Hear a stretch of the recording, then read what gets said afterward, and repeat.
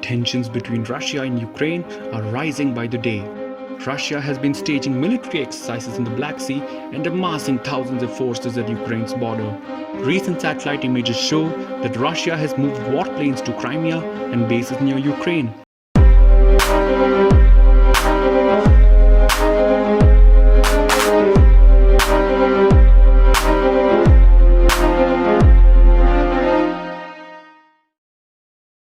To understand what's brewing between the two countries and why Russia is trying to maintain its military presence in Ukraine's border, we have to go back to the 1990s. After the dissolution of the Warsaw Pact and the collapse of the Soviet Union in 1991, USSR, the former superpower, was replaced by 15 independent countries, including Ukraine. Post-Soviet Union, nations in the western part of Russia now formed a buffer between Russia and Western Europe.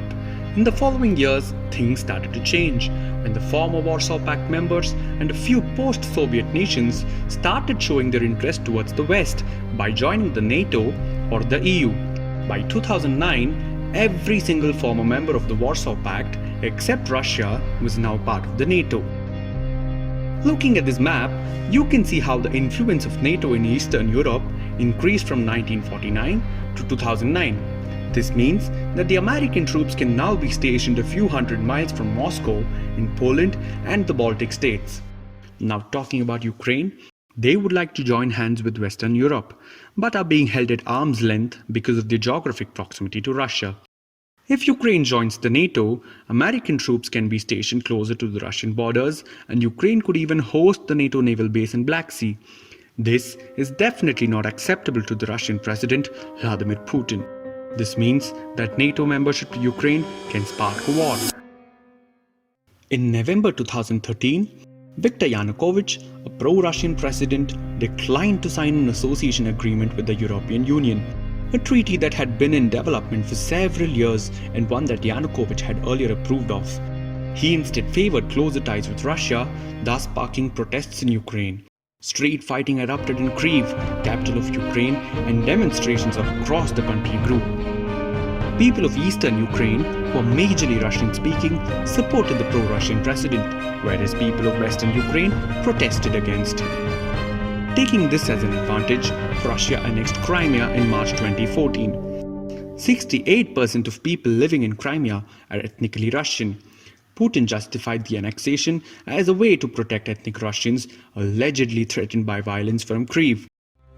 A month later, pro-Russian armed groups backed by Russia seized parts of Donetsk and Luhansk regions in eastern part of Ukraine, which have a majority of Russian ethnic population. The Ukrainian government launched military operations in response, and the West imposed sanctions on Russia. By invading Ukraine, Russia wanted to stop Ukraine from maintaining a stronger relationship with the West. The conflict led to the loss of approximately 13,000 lives and the displacement of around 1.5 million people. In 2015, the Minsk II peace agreement was signed to bring peace in the eastern region of Ukraine, but it turned out to be a failure. In 2020, Ukrainian, Russian, and Organization for Security and Cooperation in Europe negotiators reached an agreement for a full ceasefire between the government forces and pro-Russian separatists in eastern Ukraine.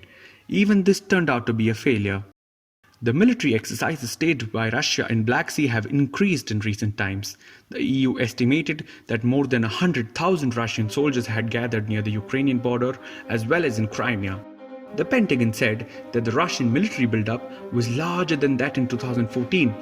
Russia's defense ministry ordered some of its troops to begin withdrawing from the Ukrainian border in a move that could help de-escalate tensions with Kyiv and the West.